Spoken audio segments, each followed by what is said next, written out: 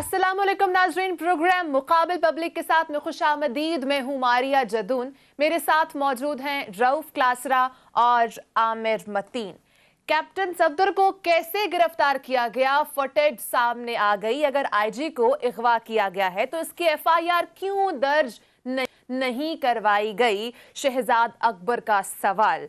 नून league ने captain Safdar गिरफ्तारी का इल्जाम वजीर आजम इमरान खान के सर डाल दिया, जबकि इमरान खान ने कराची मामले को मामूली करार दे दिया है। यहाँ सवाल यह है कि अगर ये मामला इतना मामूली था तो आर्मी चीफ ने इंक्वायरी का ऑर्डर क्यों दिया। और दूसरी तरफ सेनेट इजलास में ऑपोजिशन हुकूमत के एक दूसरे पर ताबड़तोड़ हमले, रियासत की फोर्स रियासत के खिलाफ एहतजाज कर रही है, ऐसा कहना था सेनेटर रजा रब्बानी का। एक खातून के कमरे पर धावा बोल दिया गया।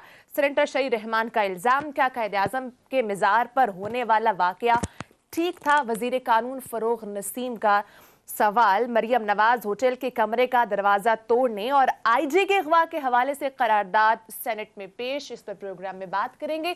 लास्टली हम बात करेंगे सियासी माहौल गर्म देखकर नैब ने भी अपना काम तेज कर दिया है। साबिक वजीर आजम नवाज शरीफ के खिलाफ 1 अरब 95 करोड़ की मुबैना करप्शन का एक और रेफरेंस दायर करने की मंजूरी दे दी गई है, जबकि साबिक सेक्रेटरी खारजा एजाज चौधरी, डीजीआईबी आफ्ताब सुल्तान, सेक्रेटरी दाखिला Shahid Khan, LPG king Iqbal Z Ahmed, Noon League रहनुमा एहसन इकबाल पर भी रेफरेंस दायर करने का फैसला किया गया है। इसके साथ साथ राना सनाउल्लाह, अलीम खान के खिलाफ तहकीकात की मंजूरी, जबकि नैब का पीटीआई पर हाथ थोड़ा हल्का था, ऑपोजिशन को घेरे में ले लिया है। प्रोग्राम का आगाज करते हैं। आमिर साहब, कैप्टन साहब मामला जो है वो दिन ब दिन बहुत कॉम्प्लिकेटेड होता जा रहा है, उनकी गिरफ्तारी के खासकर जो मामला है। एक तरफ इमरान खान साहब कह रहे हैं कि नॉर्मल इशू, ऐसी हाइप क्रिएट की जा रही है, जबकि दूसरी तरफ आर्मी चीफ साहब ने इतनी बड़ी इंक्वायरी का हुक्म दे दिया है। तो क्या है, नॉर्मल मामला है या कोई वाकई में कोई बड़ा एक्ट है?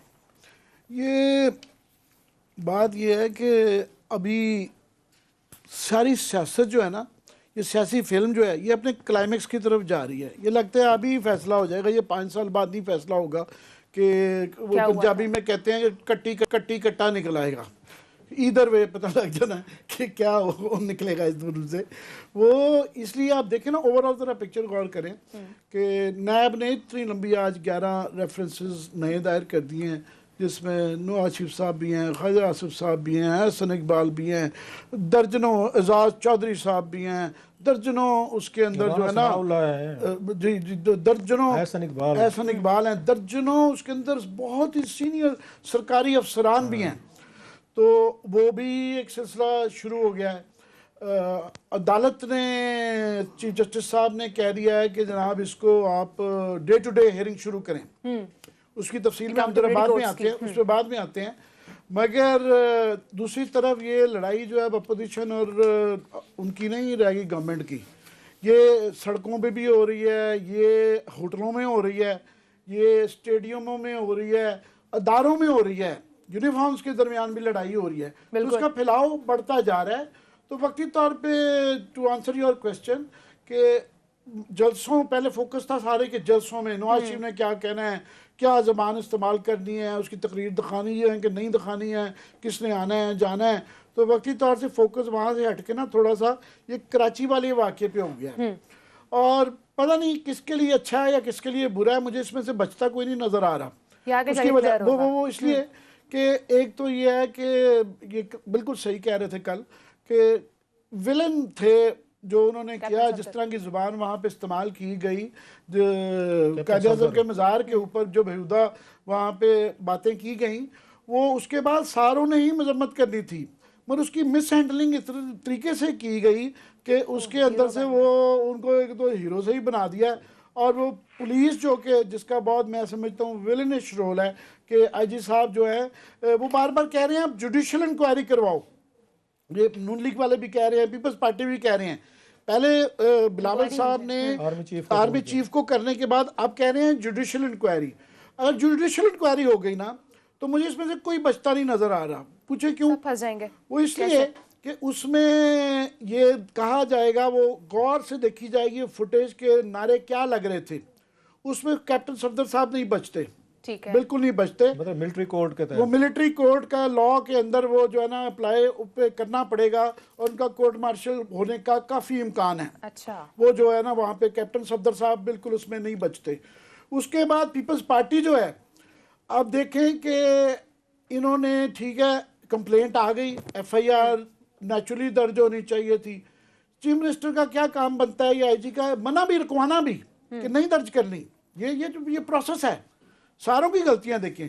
तीसरा फिर जो है उन्होंने तो ऑफ कोर्स जिन्होंने ये वो जो इंक्वायरी की है चीफ ऑफ आर्मी स्टाफ ने, वो एक नज़र आ रहा है कि वो तो बहुत बड़ी ज्यादती हुई है, रूल्स को मतलब हर चीज़ हर हवाले से वो एक एक्शन जो किया गया है वो गलत है नज़र आ रहा है, एक्सेप्ट करके इसीलिए इंक्वायरी हो रही है। सो उसको देखेंगे किसको सजा मिलती है जब उसकी आएगा। मगर उसमें IG साहब भी मुझे बचते हुए नज़र नहीं आ रहे। पुलिस अफसरान जिनको हीरो बनाया जा रहा है, जिन्होंने कहा कि 10 दिन तक ना हुआ तो हम फिर ये अभी मौखर कर रहे हैं अपनी छुट्टियां, वो ये कह रहे हैं कि आपने जनाब इतने बड़े 1.25 लाख के आप IG है और आप चार बंदे आएंगे तो उनके साथ इलीगल ऑर्डर करके आप चल पड़ेंगे। इलीगल ऑर्डर्स आपने क्यों एक्सेप्ट किया? इलीगैलिटी भी है। आपके 1.25 लाख से मुझे हाथी याद आ गया। 1.25 लाख आपको पता है दुनिया की सबसे बड़ी जो पुलिस है पंजाब पुलिस फोर्स है, क्योंकि इंडिया वगैरह में जो है ना वो 18 करोड़ का यूपी है, मगर वहाँ पे डिवॉल्व्ड पावर है कि IG के पास इतना इख्तियार नहीं होता, नीचे जो है ना एरियाज होते हैं उनके पास चले जाता है। तो दूसरे नंबर की शायद सिंध की आ जाती होगी।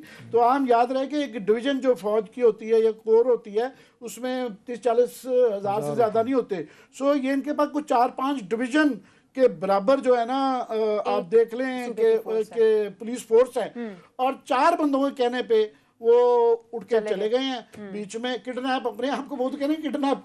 अब किडनैप का पर्चा वाकई ये भी है, ये सही शहजाद अकबर साहब ने सवाल किया है कि जनाब अगर किडनैप हुए तो आप पर्चा क्यों नहीं दर्ज कर रहे? पर्चा दर्ज करें ना, बार बार किडनैपिंग का कह रहे हैं। ये बिल्कुल शहजाद अकबर साहब से मैं बड़ी चीज़ों से डिसएग्री करता हूँ, ये बिल्कुल बड़ी ठीक बात है कि आप पर्चा दर्ज करें।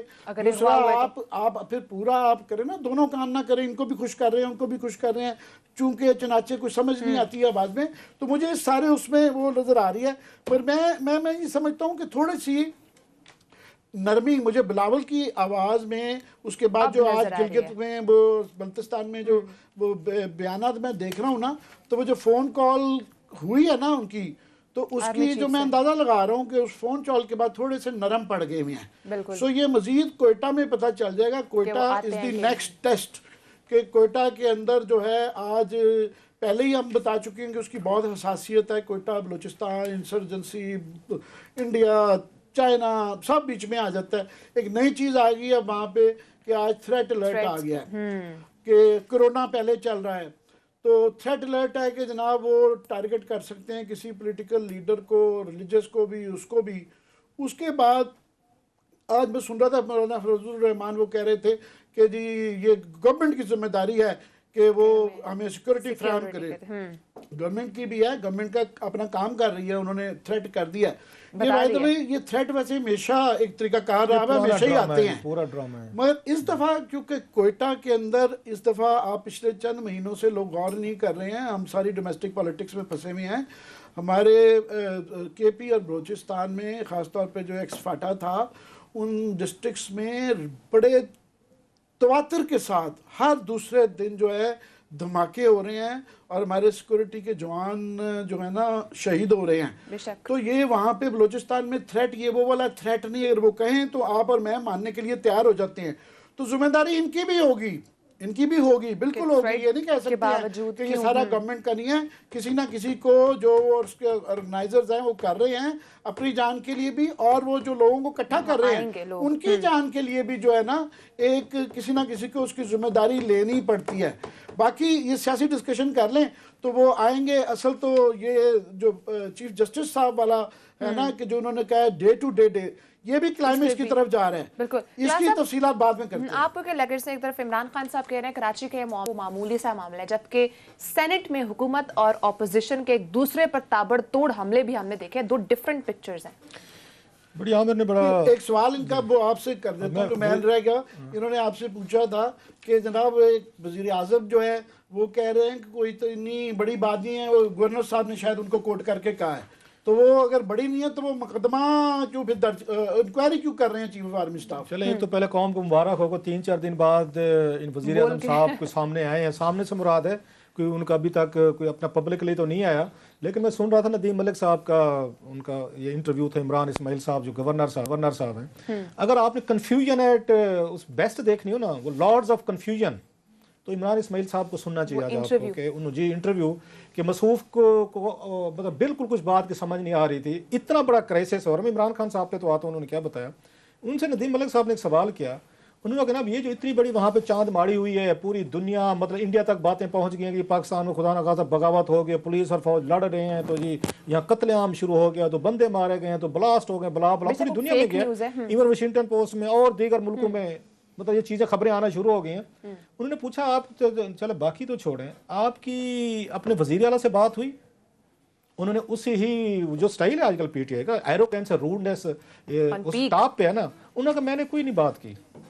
गवर्नर सिंध ये कह रहा है कि वो पूरे अपने वजीरों से भी राब्ते में है, वो एजेंसी से भी राब्ते में है, वो आपकी फोर्सेस से भी राब्ते में है, वो सबसे राब्ते में है। अगर नहीं है राब्ते में तो वो वजीर आला के साथ राब्ते में नहीं है, ये सिंध को चला रहे हैं। ये जरा जहन में रखिएगा कि मैं गवर्नर हूं तो मैं क्यों राब्ते, भाई हजूर आप फेडरेशन को रिप्रेजेंट कर रहे हैं और फेडरेशन पे ही इल्जामात लग रहे हैं, आपसे इतनी तकलीफ नहीं हुई इमरान इस्माइल साहब से? कैसे कैसे लोग इन्होंने रख लिए यार, मैं से हैरान हो रहा हूँ कि इतना बड़ा होता है, पूरे मुल्क की क्रेडिबिलिटी एट स्टेक है, पूरा मुल्क परेशान है, और इसमें और इमरान इस्माइल साहब ये कह रहे हैं कि मेरी मुराद अली शाह साहब से नहीं बात हुई।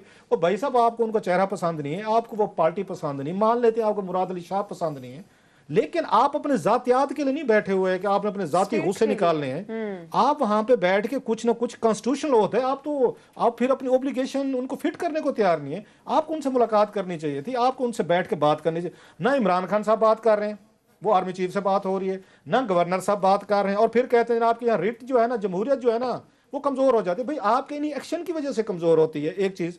अब दूसरा बड़ा अहम सवाल था जो वो सुनने वाला है इमरान इस्माइल साहब का, वहाँ की आपकी इमरान खान साहब से बात हुई, क्या बात हुई? उन्होंने वहाँ के खान साहब ने कहा हमें हाइप क्रिएट की हुई है, तो कोई बात ही नहीं थी, कोई इशू नहीं था। जरा देखें टैकलिंग हैंडलिंग देखें। पहले दिन जैसे मैंने कहा था, मैं रिपीट कर रहा हूँ, इस मसले को अगर कोई आके इन्होंने बनाया है, अपने गले में डाला है, इन्होंने ढोल डाला है, ये फेडरल हुकूमत के 2-3 वजीर उन्हें डाला। मैं तो आपको बार बार कह रहा हूँ कि इंक्वायरी आने दें, अगर फेयर इंक्वायरी आ गई तो यही लोग निकलेंगे कि इन्होंने बैठ के कैसे कैसे इन्होंने बैठ के फोन किए होंगे। अब गवर्नर इस्माइल साहब भी राब्ते में थे, खुद माना है कि हाँ जी मेरे उनसे बात हो रही थी, फलां ने कहा हम क्या करते, हमें भी कराची में वोट मिले हुए हैं, हमारी भी पार्टी है, तो दबाओ तो हमारे ऊपर भी, आप जाएं और पर्चे दर्ज करें, फलां करें। इसके बाद 2-3 दिन आज उसने पूछा इनसे, नदीम मलिक साहब ने, कि आपके सुने वजीर थे 2-4 जो, कौन से वजीर मुझे पता नहीं, अब मुकर गए हैं वो वजीर, उनके ट्वीट्स पड़े हुए हैं, जरा ट्विटर पे जाएं, ट्वीट्स देख लें। अब शेर बने ना, भागे नहीं ना। फिर आपने एक ओनरशिप ली, आपने वहां पे आके इंटेलिजेंस एजेंसीज को इन्वॉल्व किया। मैं शर्तिया कह रहा हूँ कि नहीं कि 2-3 वजीरों का नाम लिखेंगे, उनके कॉल्स निकलवाएं, आप कॉल रिकॉर्ड निकलवाएं अगर इंक्वायरी अफसर कर रहे हैं। 2-4 वजीर जो इनके हैं उन्हीं की कॉल्स निकलेंगी, उन्हीं की इंस्ट्रक्शन निकलेंगी। इन्होंने कहा था जो ये 2-4 बड़ बोले हैं, वो भाई साहब नहीं मान रहे तो एजेंसी यूज करें, ये रेंजर्स को भेजें जरा। अब उनके गले पड़ गए सारी के सारी, अब भाग गए सारे, अब भाग गए। अगर इनका अब ये कहते हैं इशू नहीं था, तो मैं इमरान खान साहब से बड़ी इज्जत के साथ पूछना चाहता हूँ, वेरी हम्बली, तो भाई साहब उस दिन सारे का सारा मैच किसने डाला हुआ था? उस दिन तो पीएमएल नवाज नजर ही कहीं पे नहीं आ रही थी, वो तो भाग गए थे सारे, पीपल्स पार्टी भाग गई थी कि यार ये वहां पे क्या हो गया, हमारे गले में कितना बड़ा फसाद पड़ गया। उस दिन तो सारे आप इनकी प्रेस कॉन्फ्रेंसेज उठाए, एक वजीर ने 10-10 दफा प्रेस कॉन्फ्रेंस की इस इशू पे, देखें जी मज़ार कैद की बेरहमती हुई है जो कि वाकई हुई है। उसके बाद ट्विटर पे बैठ गए सारे के सारे, गवर्नर खुद कह रहे कि मुझे फलां लोग थे, इनकी अपनी कोर कमेटी चल रही थी। अब इमरान खान साहब इस पूरे मसले के बाद 3 दिन बाद ये फरमाते हैं तो मसला ही कोई नहीं था, ये कोई प्रॉब्लम ही नहीं था। अब पता नहीं इसमें गवर्नर साहब की ने कोट किया है प्राइम मिनिस्टर को, अब हो सकता है वो कहे जी मैंने तो ये कहा नहीं सर, ये क्लिप है पूरा, मतलब है मैंने खुद सुना है, चलो मैंने सुनाई होती। नहीं आप नहीं गलत कह रहे हैं, वो उन्होंने मिसकोट किया हो। अच्छा, अगली बात यह है कि सर मैं ये अब इतना गवर्नर के ओहदे पे बैठा हुआ बंदा अगर अपने प्राइम मिनिस्टर को मिसकोट कर रहा है तो पहले खैर इस मुल्क का अल्लाह ही हाफिज है, तो मजीद अल्लाह हाफिज कर लेते हैं। सवाल ये, अगर इमरान खान साहब नहीं समझते कि कोई इशू नहीं था और हाइप दी जा रही है, आप और मैं हाइप दे रहे हैं ना, उनके वजीर तो बिल्कुल नहीं दे रहे, उनके ट्विटर भी खामोश है, उनका ना कोई उस पर वो कोई गाली गलोच हो रही है, ना उनके टीवी पे वो डिबेट्स कर रहे हैं, वो तो घर बैठे हुए हैं बैठ के, बल्कि क्रिकेट मैच देख रहे हैं। अंदाजा किया था उस रात इतना बड़ा वो जलसा था। अब जरा उनकी कहानी देखें, वैसे मैं सम टाइम इन भी पीएचडी करनी चाहिए, इनकी पॉलिटिक्स पे पीएचडी करें। उस रात हमारे दोस्त ये फवाद चौधरी साहब ने, शिबली फराज साहब ने वो तस्वीर निकाल के लगाइएगा प्रोड्यूसर साहब। अच्छा, उन्होंने तस्वीर ट्वीट की है just to show we damn care. अब डैम केयर का सुने आगे कि हम नहीं सुन रहे, हम मैच की झलकियां देख रहे हैं। बिल्कुल देख रहे होंगे जनाब, मान लें मैं तो फिल्म देख रहा था सपोज जब जलसा हो रहा, चलो मैं ये कह देता हूँ। मैं सवाल ये है कि आप अगर 4-5 उसमें शिबली फराज भी थे, आप मेन लोग हैं उनके, इमरान खान साहब के जहन में रखिएगा। और आप मेरा ख्याल में गलत नहीं कह रहे तो अली जैदी साहब भी कोने में बैठे हुए थे वहां पर, बिल्कुल उन्हें दूर रखा हुआ था, उनके कहा आप उधर बैठे। मेरा सवाल ये है कि अगर आप लोग, इतना बड़ा पॉलिटिकल इवेंट हो रहा है जो उसको अफेक्ट कर रहा है, पूरे मुल्क को कर रहा है, वहाँ पार्टी चल रही है, वहां पार्टी चल रही है, क्रिकेट मैच देख रहे हैं, अच्छा चलो वो भी देख लिया, ये सीरियसनेस देखें जरा। उसके बाद इमरान खान साहब अगले दिन तकरीर फरमाते हैं। उन्होंने कहा मैंने तकरीर सुनी है, जो उन्होंने आके नवाज शरीफ साहब की तकरीर का पोस्टमार्टम फरमाया, वो जो कि टीवी पे नहीं चली, जो टीवी पे नहीं चली। अब इसमें मजे का पूरा सिनारियो देखें, हुकूमत कैसे चल रही है सर जी। 4 वजीर बड़े अहम हैं जो दिन रात टीवी और ट्विटर पे बैठे हुए हैं, उनको कोई काम नहीं है, ये काम करते रहते हैं। उनको हमने तो देखे नहीं है, नवाज शरीफ एंड कंपनीज काबिल नहीं थे, इनको सुना जाता। The prime minister of Pakistan next day वो वहां पे फरमाते हैं कि जनाब मैंने तो पूरी तकरीर सुनी है। अब उसके बाद सोचने वाली बात, इमरान खान साहब ने कहा तकरीर सुनी, टीवी पे तो आपने चलने नहीं दी। इसका मतलब यह है आपने बैठ के सोशल मीडिया पे या उनके पेजेस पे, आप उनके पेजेस पे गए हैं, नवाज लीग के उनका पेजेस हैं, उनके ट्विटर पे कोई चल रहा है, कोई यूट्यूब पे चल रहा है। सो इमरान खान साहब खामोशी से कहीं से कोने में लगा के वो नवाज शरीफ साहब की तकरीर सुनते रहे। वजीर कहते हैं हम उसको सुनते नहीं है, साथ में इमरान खान साहब कहते हैं इनके के सारे लोग जो हैं कि वो डैम केयर। आज वो कहते हैं कि खान साहब कहते हैं इशू नहीं है, इशू नहीं है, पाकिस्तान का आर्मी चीफ वो कॉल कर रहे हैं। अब सवाल ये बनता है कि क्या आर्मी चीफ ने, उन्होंने कॉल करने से पहले प्राइम मिनिस्टर ऑफ पाकिस्तान को कहा कि शुड आई कॉल देम, भाई आपके एसओपी तो ये बनते हैं कि क्या उन्होंने आपको बताया, आपको कहा? और मोस्टली हमें बताया जाता है, इमरान खान साहब खुद कहते हैं कि मैं जो भी आर्मी चीफ साहब की मुलाकातें कर रही हूँ, वो किसी से मिल रहे हूँ या आ जा रहे हूँ तो मुझे ऑन बोर्ड रखा जाता है। तो हम ये अज्यूम कर लेते हैं गुड फेथ में कि आर्मी चीफ ने कॉल करने से पहले बिलावल साहब को उन्होंने इमरान खान साहब से पूछा होगा, क्योंकि इमरान खान साहब तो किसी बात करना पसंद नहीं करते। मगर ये है, जरूर है कि वो क्योंकि बिलावल साहब ने बाय नेम उनको अपील की हुई थी, तो इसलिए उसकी फिर भी आर्मी चीफ का आपको अगर उन्होंने वो बिलावल वो है जिनका नाम सुन के इमरान खान साहब के कपड़ों में आग लग जाती है। जैसे नवाज शरीफ साहब कहते होते थे कि मुझे बेनजीर भुट्टो या पीपल्स पार्टी का नाम सुन के मेरा लहू खोलने लगता है, उनके वो हैं क्लिप पड़े हुए हैं। तो खान साहब ने आज वो ये फरमा रहे हैं, अच्छा गवर्नर का भी लहू वो हो जाता है, वो गर्म हो जाता है कि मैं इस मुराद शाह से बात नहीं करता, इमरान खान साहब कहते हैं मैं बिलावल से बात नहीं करता, तो फिर बच बचा के तो आर्मी चीफ साहब को बात करनी पड़ेगी, वो अपीलें करेंगे। इमरान खान साहब की इस स्ट्रेटेजी से अपने आप को इरेलीवेंट करते जा रहे हैं। Office of the prime minister of Pakistan या गवर्नर ऑफिस जो है वो वीकन हो रहे हैं, कमजोर हो रहे हैं, और इसका नुकसान हमारी एस्टेब्लिशमेंट को भी हो रहा है। फिर लोग तो फिर ठीक कहते हैं, अल्टीमेटली सारा बर्डन अगर आर्मी चीफ ने लेना है, DGIS ने लेना है, और इन्होंने बैठ के क्रिकेट मैच की झलकियां देखनी है, या इमरान खान साहब ने रात को बैठ के यूट्यूब लगा के नवाज शरीफ की तकरीरें सुननी है, तो फिर तो अपोजिशन कहेगी कि सारा मुल्क जो है वो एस्टेब्लिशमेंट चला रही है। आप तो बेसिकली एस्टेब्लिशमेंट के लिए प्रॉब्लम पैदा कर रहे हैं, क्योंकि आप जाके आप अपने पॉलिटिकल जो आपके वो हैं ये एनिमीज हैं, पॉलिटिकल एनिमीज, उनके साथ बात करने को तैयार नहीं है, हैंडल करने को तैयार नहीं, हर सिचुएशन में कहते वो हैंडल करेंगे। तो बेसिकली मैं समझता हूँ मिलिट्री को भी इनकी स्ट्रेटेजी समझनी चाहिए जरा, कि हर मामले में आपको धकेल रहे हैं, हर बात पे आपको आगे कर देते, मौलाना को डील करना है ये डील करेंगे, नवाज शरीफ साहब को डील करना है ये डील करेंगे, वहां पर ये कराची में अगर इंक्वायरी करवानी आर्मी चीफ साहब करवाएंगे। तो भाई साहब जरा आर्मी को सोचना चाहिए कि इमरान खान साहब ये जिस तरह की पॉलिसी को वो फॉलो कर रहे हैं तो आपके लिए कितनी फायदेमंद है। इसी पिक्चर के एक और साइड ये भी है कि पीपल्स पार्टी और नून लीग का इसमें क्या रोल है, इस पर भी बात करेंगे। ब्रेक के बाद हम ये भी बात भी करेंगे, जो सेनेट का इजलास हुआ है उसमें भी कैप्टन सफदर की गिरफ्तारी के हवाले से हुकूमत और ऑपोजिशन ने एक दूसरे पर ताबड़तोड़ हमले किए, वो क्या क्या कहते रहे, ब्रेक के बाद बात करेंगे, साथ ही रहेगा।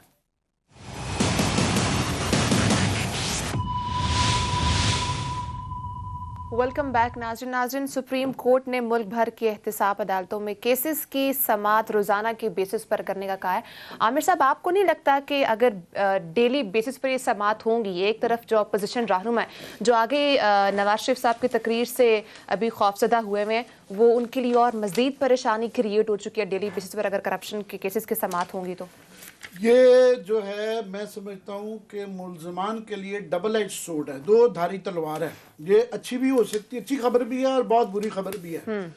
पहले तो ये है कि चीफ जस्टिस ने ये बहुत अच्छा काम किया है, और जिस केस के अंदर उन्होंने ये फैसला दे के तमाम साहब अदालतों को ये इंस्ट्रक्शंस दिए कि जब ट्रायल शुरू हो तो डे टू डे उस पर करें, वो इसलिए कि ये केस जिसके ऊपर किया है 4 साल हो गए हुए थे इस केस को, और गालबन मुल्ज़मान जो है जेल में पड़े हुए थे, और टोटल 21 जो है ना इसके गवाह थे, और 4 साल में सिर्फ 5 पेश हो सके थे।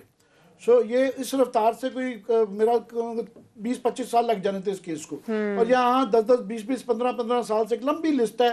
वो इफ्तिखार चौधरी साहब ने की लिस्ट मंगवाई थी वो, और उस वक्त भी कहा गया था कि ये केसेस जल्दी फारिग किए जाएंगे, वो बिल्कुल फारिग कर दिए, वो सारे फारिग। ये जो अच्छी खबर और बुरी खबर ये है, ये जो ये इशारा कर रहे हैं कि एक तो बुरी खबर ये है कि जो लोग बेचारे जिनके प्रोसिक्यूशन है, तैयार है, केस स्ट्रॉन्ग है, तो वो जो लटकाई जा रहे थे ना कि वक्त गुजरने के साथ साथ जो है वो मारे जाएंगे और फैसला जल्दी आ जाएगा। जिनकी ख्वाहिश थी कि इसको लटकाई रखो क्योंकि एविडेंस बहुत स्ट्रॉन्ग है और वो बचते नहीं हैं इसमें, और ये था कि डील शायद हो जाए, तो वो मारे जाएंगे। और अच्छी खबर उनके लिए है कि अल्हम्दुलिल्लाह नैब की परफॉर्मेंस देखते हुए कि जिनके लिए 4-5 साल भी तैयारियां की हैं, 2-2 महीने की भी पेशी होती है, तो आगे ना वो प्रोसिक्यूशन के पास केस होता है, ना इन्वेस्टिगेशन होती है, वो कुछ भी नहीं होता। सो उनकी कैपेसिटी देखते हुए, गवर्नमेंट की कैपेसिटी देखते हुए और नैब की कैपेसिटी देखते थे प्रोसिक्यूशन तफ्तीश की और इस्तगासे की, प्रोसिक्यूशन की जो है, वो मुझे लगता है ज़्यादातर लोगों के लिए अच्छी खबर है कि वो जो है ना, ये जो 4-4 साल से 3-3 साल से बेचारे रिमांडों में फिरते रहते हैं और चलते रहता है, वो जेलों में पड़े हुए हैं, तो उनके लिए अच्छी खबर है कि वो 4 महीने बाद, अच्छी बात है कि क्यों, ख़ास तौर पे जब ये बहुत ज़्यादा इल्ज़ाम लगता है कि जाली पर्चे हैं, ऐसी किसी को पकड़ा हुआ है, साल से ECL पे डाला हुआ है, तो अच्छा है बेचारे वन वे और अनदर जो है आप उनको फारिग करें। क्लास साहब, इस पर आपका क्या टेक है? आपको नहीं लगता है कि ऑपोजिशन के जो रहनुमा उनमें और एक खलबली मच जाएगी और परेशानी हो जाएगी? कोई खलबली शलबली नहीं मचती, नहीं होगा, मेरा नहीं ख्याल है। यहाँ पे मैं उसकी वजह बताता हूँ 2-3। एक तो पहले ये देखें, दुनिया का वाहिद मुल्क होगा, जरा करप्शन का लेवल देखें। 124 नई, 120 है, 124 है, 120 नई अदालतें सिर्फ अकाउंटेबिलिटी करप्शन केसेस के लिए। 120 ऑलरेडी मेरा ख्याल है उसमें 2-3 डजन एग्जिस्ट करते हैं। 150 के करीब खसूसी अदालतें यहाँ पे बन रही हैं जो करप्शन के केसेस को जरा देखें कि लेवल कहाँ तक चला गया है इस मुल्क की। और माशाल्लाह कितने हम सारे नेक भी हैं, ईमानदार भी हैं, सारा कुछ है।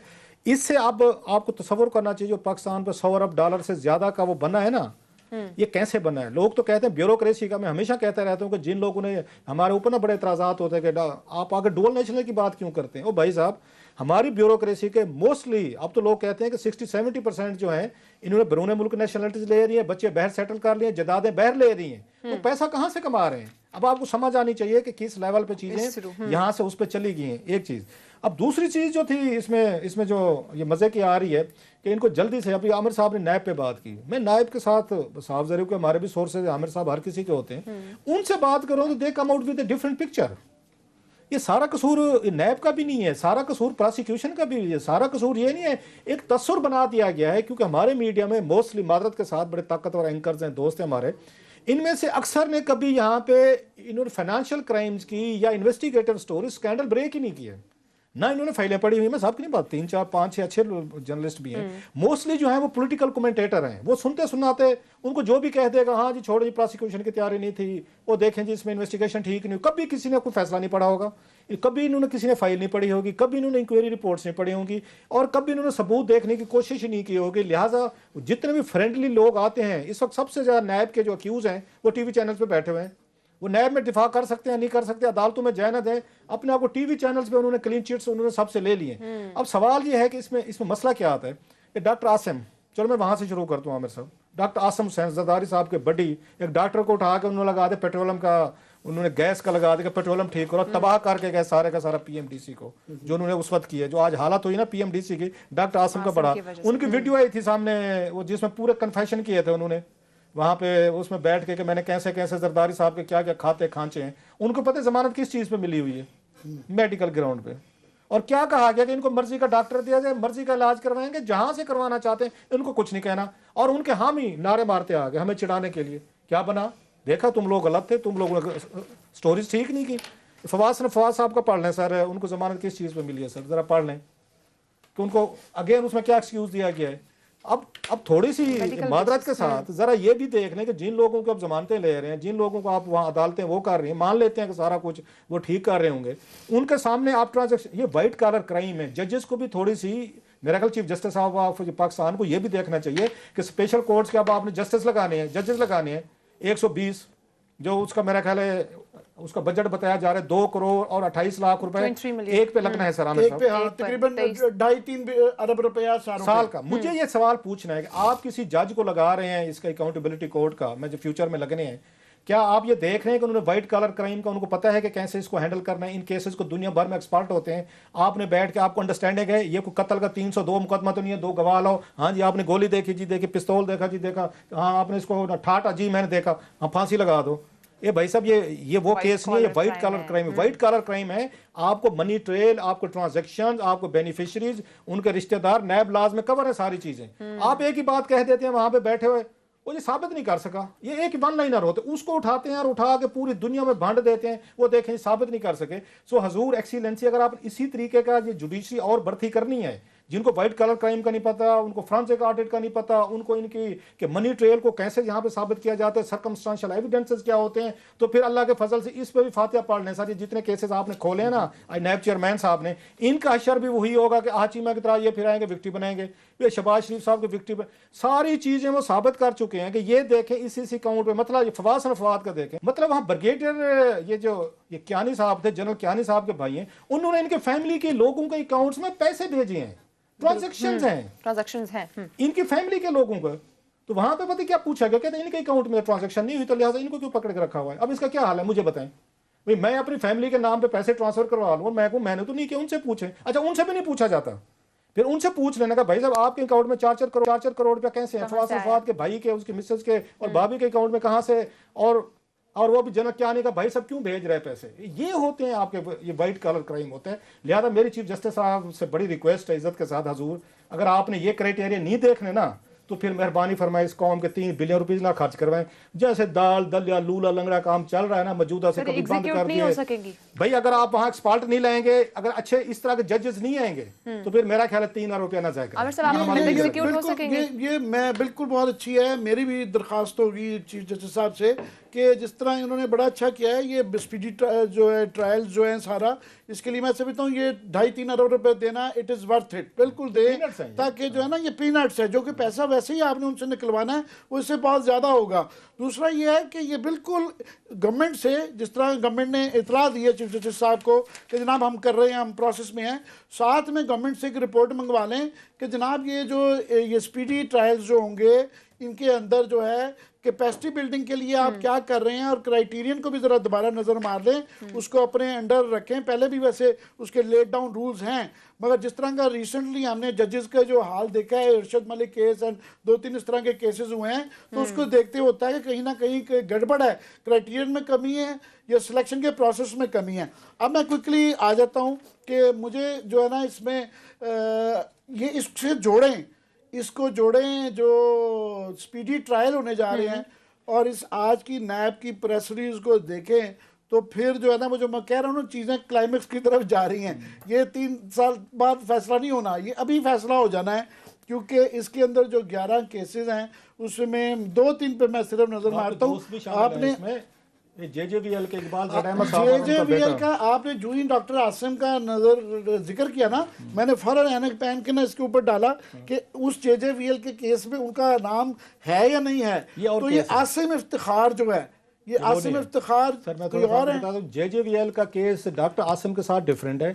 ये जो केस इन्होंने नया बनाया ना फसी पे और उसके बाप इकबाल जट अहमद पे, ये मनी लॉन्ड्रिंग का केस है। उसमें मनी लॉन्ड्रिंग में डॉक्टर आसिम हुसैन नहीं है। डॉक्टर आसिम हुसैन एक और वारदात में है, वहां पे उनके साथ शामिल है, एलपीजी रिलेटेड है, गैस के इश्यूज हैं, वो डिफरेंट है। अच्छा, ये वो रिपोर्ट ये वो केस है, मैं नहीं पढ़ा, जो आसिम हुसैन है, मैं रिपोर्ट करता रहा हूं, वो डिफरेंट है, जो हैदराबाद के वो और है, कराची में हुआ। नहीं वो और है, ये आज जो आपका मनी लॉन्ड्रिंग का है, ये मनी लॉन्ड्रिंग हमने की हुई है, ये कराची से जो हुआ था, और ये भी इन्होंने अपनी फैमिली के लोगों पे की हुई है। कल को नैब इनकी फैमिली के लोगों को पकड़ेगा ना तो पूरे मुल्क में रौला पड़ जाएगा कि यहाँ पे चादर और इनकी आमदनी उतनी नहीं थी जिसके अंदर जितनी के जिससे ज्यादा बाहर पैसे भिजवाए गए थे। आमिर साहब 250 बिलियन रुपीस की ट्रांजैक्शन है। ये जो स्टोरी है, एक तो नैब वाले अल्लाह के फजल से ये भी उतना ही बताते हैं लोगों को, गैस करो।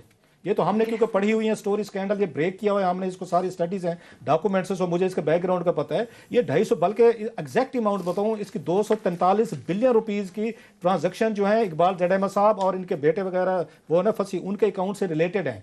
और मजे की चीज है, इकबाल जट अहमद साहब ऑलरेडी इस पर गिरफ्तार भी हुए, नैब की कस्टडी में रहे, और आपको पता है नैब इनको 7 स्टार में रखता है। आम आदमी को ये, आपको याद हो हथकड़ी के साथ डेथ हो गई थी प्रोफेसर की, यूनिवर्सिटी का सरगोदा का था, कौन सा था, उसकी हथकड़ी उस बेचारे की पहनी हुई, उसकी डेथ हुई। इन्होंने ये भी जालिम लोग हैं पूरे के पूरे। डॉक्टर शायद बेचारे को हथकड़ी लगवा दी थी, इसको लगवा दी, वो तो खैर एफआईए का केस था, वो नैब के खाते में नहीं डालते हम, वो वहीं पे इल्जाम दे जहां बनता है। इन्हों के जुल्म देखें सर, वहां पे उसको हथकड़ी के साथ लेके मरवाया इन्होंने। इकबाल जडेमा साहब हूँ, जरदारी साहब हूँ, हमजा साहब हूँ, शबाज शरीफ साहब हूँ, शाहिद खकान अब्बासी एंड कंपनी, इनको 7 स्टार मिलता है। मरियम नवाज साहब हूँ, मिलना चाहिए जनाब। बड़े लोग हैं, जैसे आजकल कैप्टन सफदर जैसे बंदे के लिए पूरा मुल्क हैंग होकर रह गया कि जनाब गिरफ्तारी क्यों हो गई, पकड़ क्यों। यहाँ पे हमारे गाँव का खुदाबश कसई हो, इन्होंने पुलिस ने घसीट के, आपको 6 महीने पता ही ना चले कि वहां पे उस पे किधर गए हैं सर। बहरहाल आई एम सॉरी, मेरा लंबा हो गया सही कह केस रहे वो हैं। है। उसमें मजे की बात और इसकी जमानत ग्राउंड के इसकी ऊपर जमानी हेल्थ ग्राउंड पे बेल लेके लेने के बाद वो हर जगह तकरीरें करते नजर सेमिनार कर आते रहे हैं, हैं। सेमिनार कर रहे हैं। वो हाईएस्ट लेवल पे जो है ना, आजकल मुझे पता चला कि एस्टैब्लिशमेंट के बड़े फेवरेट हो गए हैं और वो ब्रीफिंग्स देते फिरते हैं हमेशा से वो जो है। नहीं अभी वो हर दफा नया ढूंढते हैं ना, इस दफा भी ढूंढ लिया, दरक ढूंढ लिया उन्होंने, तो वो ब्रीफिंग उनसे ले रहे हैं और बड़े इंप्रेस्ड हैं कि इन्होंने बड़े अच्छे सोल्यूशन दिए ना, वो तार के लौंडे वाली बात। मगर जो बाकी 3-4 केसेस हैं वो भी है। आमिर साहब ब्रेक का टाइम ब्रेक है, ले लो, ब्रेक बाकी के बाद केसेस बताएंगे कि नवाज शरीफ साहब वाले केस में क्या इंपॉर्टेंट है। इसी के ऊपर हम बात करेंगे। जो नैब ने अपनी कार्रवाइयां तेज कर दी और 11 नए रेफरेंसेस सामने से बात करेंगे, साथ ही रहेगा।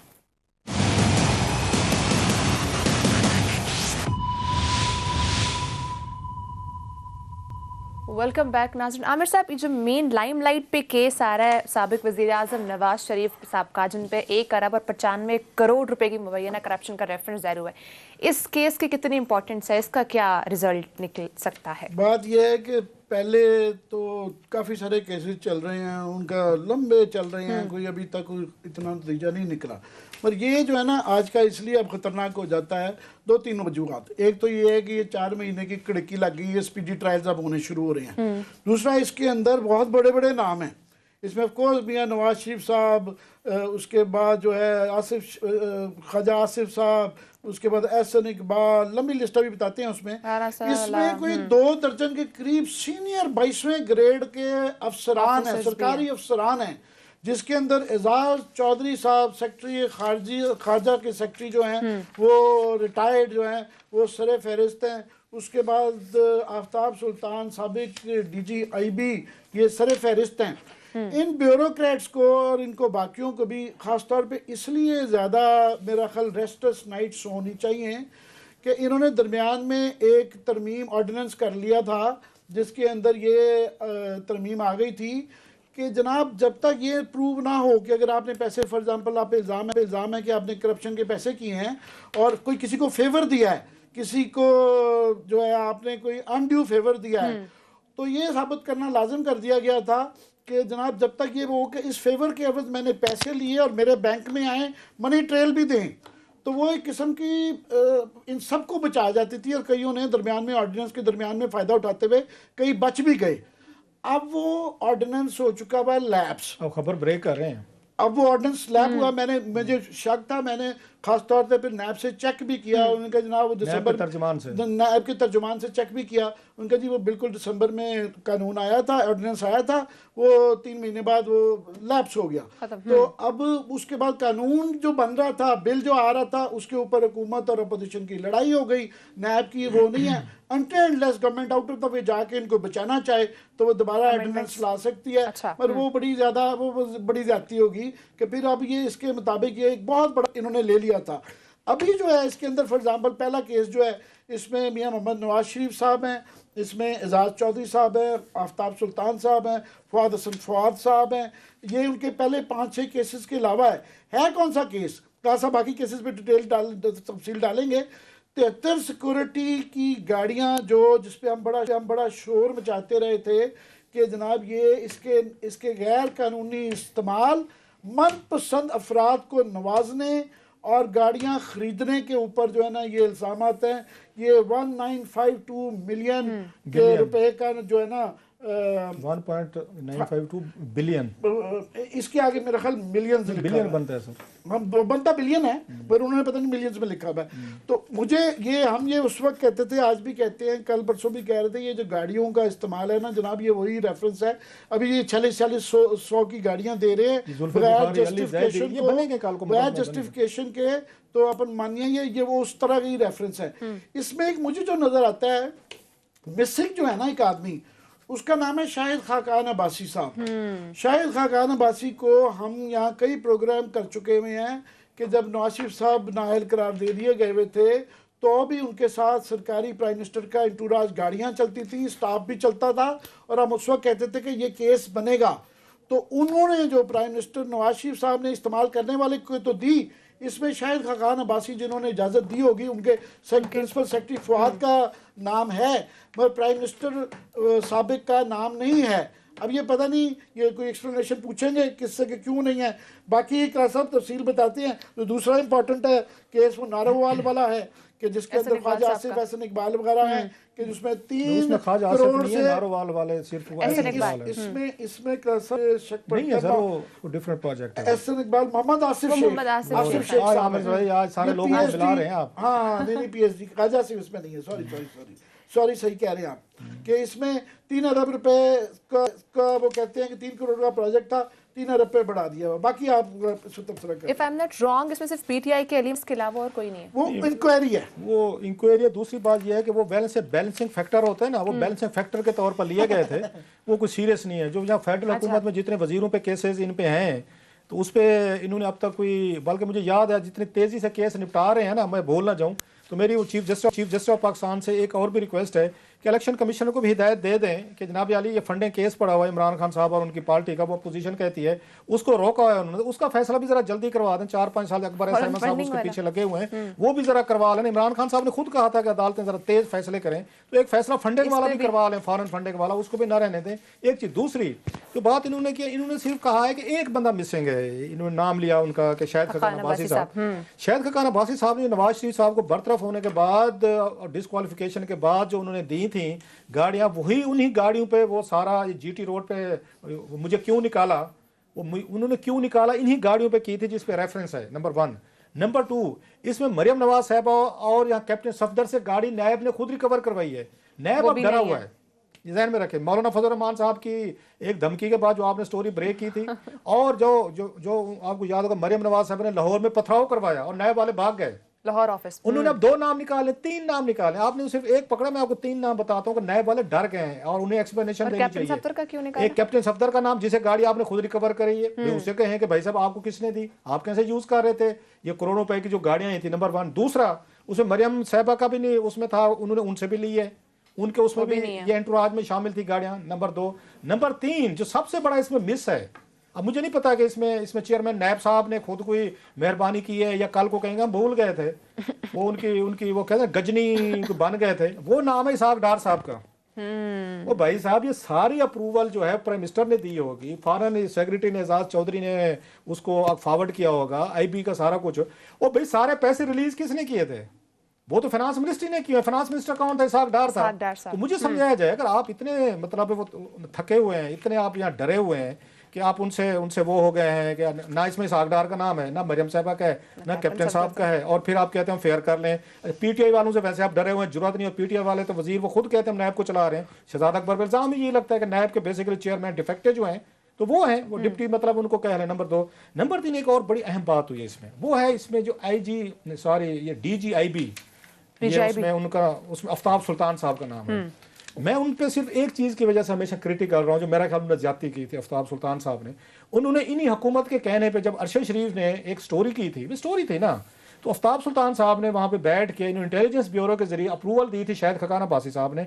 इन्होंने अरशद शरीफ के खिलाफ उस वक्त पर्चा दर्ज किया, मुकदमे दर्ज करवाए, आईबी ने भी करवाए और इन्होंने भी करवाए थे। जो आज इनको मीडिया का इनमें ये मरोड़ उठता है ना कि हम बड़े वो थे, तो शाहिद खाकान अब्बासी साहब के आर्डर पे इन्होंने, या आफ्ताब सुल्तान साहब ने अप्रूवल लेके अरशद शरीफ को इन्होंने गिरफ्तार करना था, उसके घर पे छापे मारने थे, फैमिली पे, इन्होंने उसके दफ्तर पे छापे मारने थे। वो समहाउ उनकी मेहरबानी उस पर अदालतों की उन्होंने बचा लिया इनके अजाब से, सारी चीज़ों से। इसके अलावा मतलब मैं उस पर क्रिटिकल हूँ, आफ्ताब सुल्तान साहब जैसे बंदे को ये काम नहीं करना चाहिए। तो खबरें आ जाती, अपनी तरदीद देते ना, आप रिपोर्टों पे पर्चे, उनके पीछे आपने कहा जी हम उठा लेंगे तो पकड़ लेंगे। लेकिन हैविंग सेड, मेरी इनसे कोई मुलाकात नहीं है उनसे, इनके बारे में रेपुटेशन इनकी बड़ी अच्छी है। ये आफ्ताब सुल्तान साहब की हमेशा सुनिए, पुलिस अफसरों से सुनिए, इनके कुलीग से, इनके महतियों से, इनसे साथ काम करने वालों से, बल्कि बहुत सारे अफसरान जो हैं जो उसमें थे, जेर अताब थे। आफ्ताब सुल्तान का यह है कि इन्होंने आके प्रोटेक्ट किया है। अब ये थोड़ी सी डिबेट जो है, खत्म हो गया। ऐड कर दूं, सहाफियों को लिस्टों में नाम डालने की ना टेप के लिए, वो भी इन्होंने किया था, मेरा समेत। वो मेरा भी होगा। जो नए केसेस हैं उन पे कितनी कार्रवाई, नए जो केसेस बने उन पे कितनी कार्रवाई होती है, कितनी तेजी से होती है, इस पे